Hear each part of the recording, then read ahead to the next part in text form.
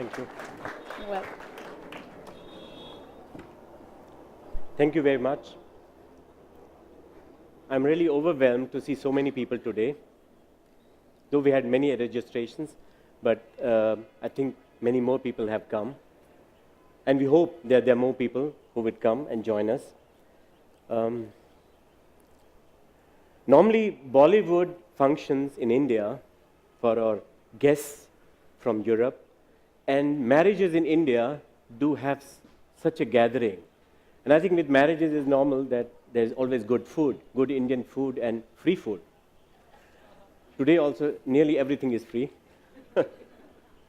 I thought I'll throw a little bit light on things that are not always visible through what we see today, through the event, through the display, but things that happen behind the scene and the reason why we do things.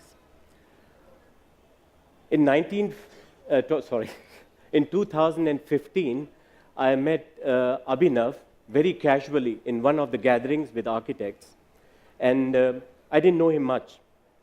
And I just threw in and told him we should have a model display of architects, young architects in Delhi, maybe 15, 20, and showcase their work. A very small thing, though, compared to what happens globally. He immediately liked this idea. He says, yes, of course, architects in Delhi and elsewhere in India are living a very isolated, insular existence.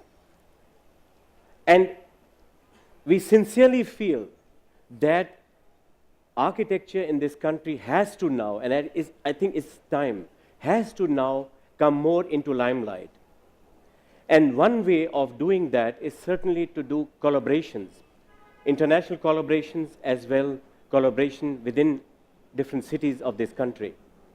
And this event, this display that we are putting with 20 international and 20 Indian architects is actually about bringing people together. Unfortunately,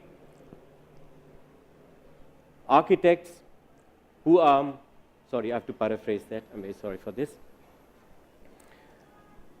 We are trying to expand the notion, expand the idea that it is not only architects who have to collaborate, but there are other fields of art, design, fashion, photography that has to come together. And the exhibition this year of 20 designers is encompassing that, has integrated those people. They are going to speak also on different events next week, 10th and 11th. The idea is to generate a momentum in Indian culture, maybe comparable to the Renaissance that we had experienced in the medieval time of Italy. The idea that designing is meant to reach public needs to be addressed through an environment, a location, and this is such a location. We are trying to develop in long term the idea of building a museum, building spaces that can have permanent displays of good architecture that has been done after the independence. We want to foster also the idea of young architects all across India display their work.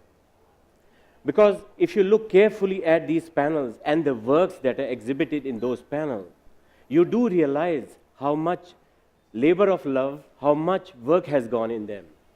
Especially in our realm, I think making a building is a tough job because it is not the onus, and I experience that regularly, it's not the onus of the PMC, the project management team, to deliver a product. It's the baby of the architect. And it looks like that he's only the sole responsible person. In fact, it happens so much that the client also withdraws, but the architect is there. And I feel somehow blessed having met Abhinav, who thought through this. In the next times to come, most probably next year, we are going to expand the entire event from a two-dimensional exhibition into an installation. So we would like to invite next year young architects, hoping that we'll find a lot of sponsors. I think the biggest problem in India is money. Everybody has money, I know that. Everybody pays not taxes, things have changed meanwhile. But I think everybody is ready if you make them ready, if we expose them. This is one part of my little talk, but I would like to today take you, since the highlight is on sketches in architecture, remind you how the history of sketches, the history of drawings evolved over 2,000 years, maybe even earlier, over 30,000 years.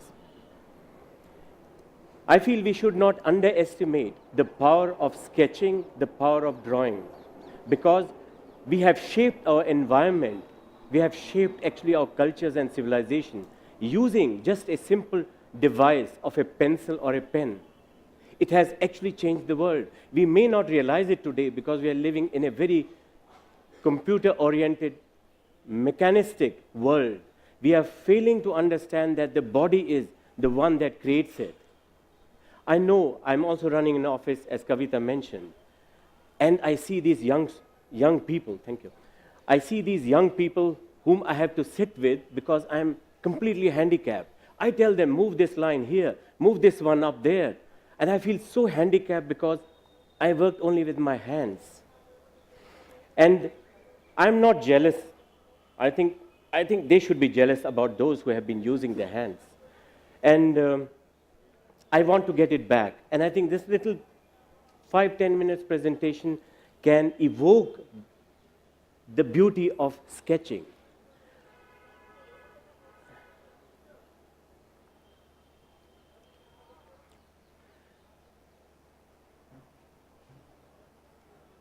I wish I could say that before I started, but I had no choice.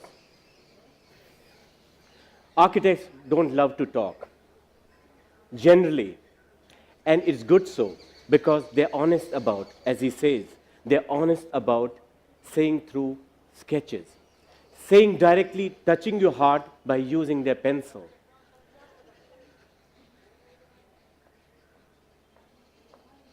Oops, sorry. I'm sorry for this. All of us have gone through this phase. We don't remember it. She's just 2 years old. But many of us have still children at this age group or just around that. And interestingly is, this instinct of drawing is very simply observed. You have to just have a small little kid with you, you pass a piece of paper. The child automatically, generally, is drawn towards sketching. And sketches that we normally don't comprehend. Sketches that are so primal that it's only the child that may find some story behind this. But as our, I have some issue here. Okay, I think that's the sunlight that tries to catch it. So now the child is already 4 years old, and even here you have not to tell the child what to do. The child takes to colors. It starts filling volumes. It's all instinctive. It's all the blossoming of the inner DNA. Right side is a small picture. At the age of 6, Paul Klee draws, I don't know if it is his aunt or it's the mama. And there are some stories. At the 6 years, there are little stories. Mama is having an umbrella, so it must be raining. Mama is very fashionably dressed. She has a beautiful, and I think we can place even this fashion. It must be 20s, 30s when he has drawn it, maybe a little earlier. She has a certain hair dress, there's a cap on her, she has a particular fashion, and the narrative in a child starts. Without that, you have to tell a story. The telling of story is very essential to the child, from the abstraction to storytelling. I miss that today. We all have maybe gone in our childhood through this, but we have stopped. I've hidden it right now. Okay. This is the moment where we stop. We have suddenly inhibited. We think we are not capable. We become very competitive. We see that others draw better. Our schooling doesn't allow them to continue also. These are various reasons that somehow terminate this year. But as I mentioned, the sketching goes back to 35,000 years, where simply the hand, which is the identity of the human, the identity has been put directly on the rock. Very instant, very direct, very impulsive, very fresh. We have cultures made and shaped by hands. Cultures with higher, like here in this case, the potter, the agriculture, not only the hunter. So we are evolving quite rapidly from 30,000 years to cultures that were 5,000 years. So much that Corbusier was fascinated, and while putting these slides together, I felt, my God, what depth did this person have to understand that the hand can be the symbol of a city. The hand with its fate lines and luck lines, as we know it, especially by the astrologer, is the fate and the connection to people and a symbol of the city. But I think a story around the sketches would be incomplete if we would leave Leonardo da Vinci out. Leonardo da Vinci is the one who almost dissects, like using a scalpel, with his pen, bodies. I don't think anybody else so far would not find so much of depth and information in his sketches. And interesting is, and I think that is now the opposite of Leonardo da Vinci. Leonardo da Vinci is scientific. He is gifted with that. He is like a ferocious hunter who is collecting data and drawing it up. He doesn't simply stop by doing anatomical researches and sketches, but he is suddenly able to draw emotions. So you see here the chasm between the science, the rational, and on the other side, the emotional. And this trait continues in him. And we will see also how these traits. Now on the right side, he draws, this picture is on the vertical, so it's a crank. But now you can, the crank was horizontal, we had to fit it into this. And suddenly I discovered he could have made a helicopter of it. Of course, yeah. And he has done those one as well. Now, he is a harbinger and a messenger to the Industrial Revolution. He is actually modern already at that time.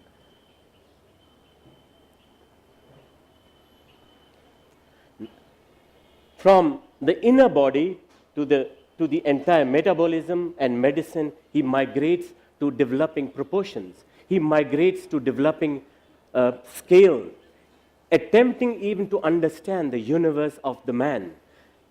We have to, for a minute, think only, this guy is using his pencil and changing the minds of millions of people. Not only that very year or the next generation, but till today, he's able to change by just the imagination and use of pencil. So the power of, and we shouldn't miss out, I would be a little lopsided if I wouldn't take the other side, the Indian version of the modular, the Indian version, the Vastu Purush Mandala. Now, while putting again the slides, I thought to myself, Leonardo's man is standing, and this person is squatting like a yogi in a posture which is next to impossible. But it shows very directly an amazing phenomenon. One is related on the ground, the other is almost in search of the sky. I think this intrinsic quality and the dichotomy that you have here is describing today also the culture, which is beautiful. Therefore, I think these events are great because these are two polar opposite approaches to our existence. Corbusier, certainly influenced by the Renaissance, and the Renaissance artists did this. Boom! There's something else that happens now. I'm not going chronologically about the entire exercise today, or the talk. It is more to show how radical people were thinking using the hand and the power of sketch. Picasso is trying now in the 20th century, earliest 20th century, to go back to the primitive, the primal. He's trying to draw suddenly with a torch and trying to figure out his inner instincts. While on the opposite side, Malevich, the Russian constructivism, is using his mind, the intellect, to draw his universe. Interestingly also, I went with my daughter a few years back to the MoMA in New York, and we were going through these galleries. I and she were the only ones standing in front of Malevich, while the crowd around, it happened to be Vincent van Gogh, full, you couldn't get any place. In front of Mona Lisa, no place. In fact, she is to be protected. It's a strange message. It's a message that the mechanist world, the rational, the pure rational world, as against the world where the emotions are still integrated, do respond much more to the society. This polarity, I think, is to be seen today also in architecture.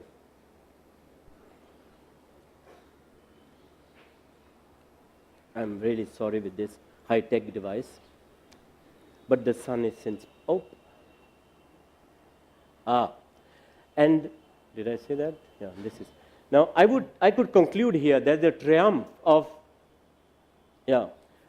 this impulsive primal was here in this picture, very much done by a child. I'm very sure if a child is and continues after what we saw from Paul Klee and turns into 12 or 15 years old, the child is able to put this across with all these beautiful colors. There is joy in it, and I think we need that also in architecture today even more. Up there we go. Jackson Pollock exploring further his inner wildness, the profound, the depth of his inner self. On the right side, Anish Kapoor, very composed, very mind-oriented. The entire technology of producing this bell-shaped thing is not visible. It's hidden. While Jackson Pollock is showing what he's doing with his body. It's here and now when he's doing it. I missed out actually to mention, I should say that, besides this sketching power and the development of the art, there is certainly this pushing of limits of developing paper. On what do you draw? So there are people who are working around that. And we know it from the period of Impressionism that suddenly the colors were available in tubes. They were not available earlier in tubes. They would dry. So the artist had to sit in his studio with the model and all those candle lights and draw them. But suddenly he's able to migrate into the open. Monet did it. He explored. Cézanne did it. And the exploration changed the entire perspective of art, but science also. The entire making of film changes then. Here we have a strange phenomenon in Corbusier. He's the person who works with his mind, but he's able also to work simultaneously. And for that, he got his critique from the rationalists and the others who were believing in modern should be rational and orthogonal. They didn't like Ronchamp. They said, what is gone crazy with this guy? How can he do both together? But today, I went there last year for the third time. It's remarkable. It changes your inner self. And then certainly as an architect, you start measuring and all. So suddenly you look at the bench, you look at this detail, you said, okay, Zumthor must have visited this place. This guy must have visited this place. The amount of information that this building on the left side can give is tremendous for posterity. Yes. A furniture piece by Ron Arad using latest technology, CAD systems, and so on and so forth, yet creating a very emotional piece of furniture. While against that, we have Gerrit Rietveld, but well, there we go. Yeah, you see the contrast between these two pieces.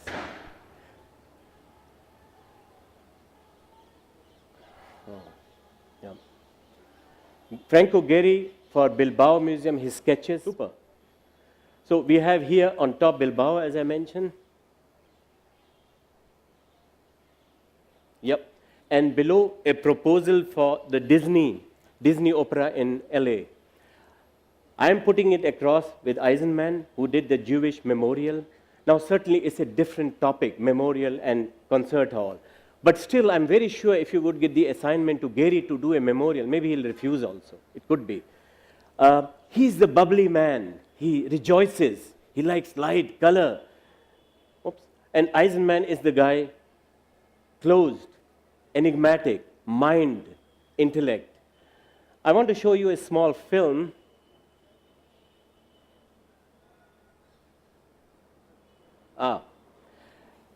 Well, I'll not say for a second something. Enjoy.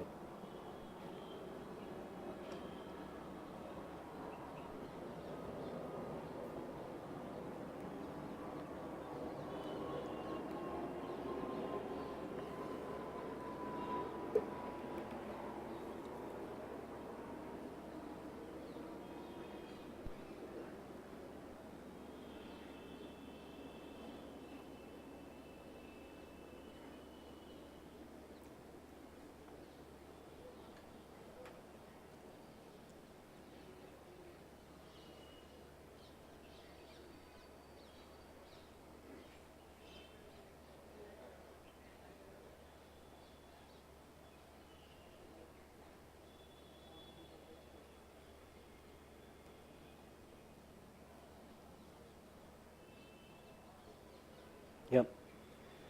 I feel it's wonderful. It gives once more a chance for people who still work to work together with technology. I see a lot of hope in this. The hope that we work together and not one against the other, like we can see with Hawking, and one has to admit he's able to sketch the entire universe just by using his brain. His body is not there, there's nothing working, yet he is able to pull that across. And I want to end it with a small diagram. The Sri Yantra, it's a very interesting diagram, and I think it's a synthesis between these two polarities. The synthesis of the feminine, the triangular shows downward, the masculine, the triangular is upward, and the superimposition of both is actually creating a new energy field. An energy field which oscillates in such a way that you are not able to focus on either or. It's both at the same time. And I think the chasm between the right and left, or male and female, or between the irrational and rational, comes together through this diagram. Thank you very much.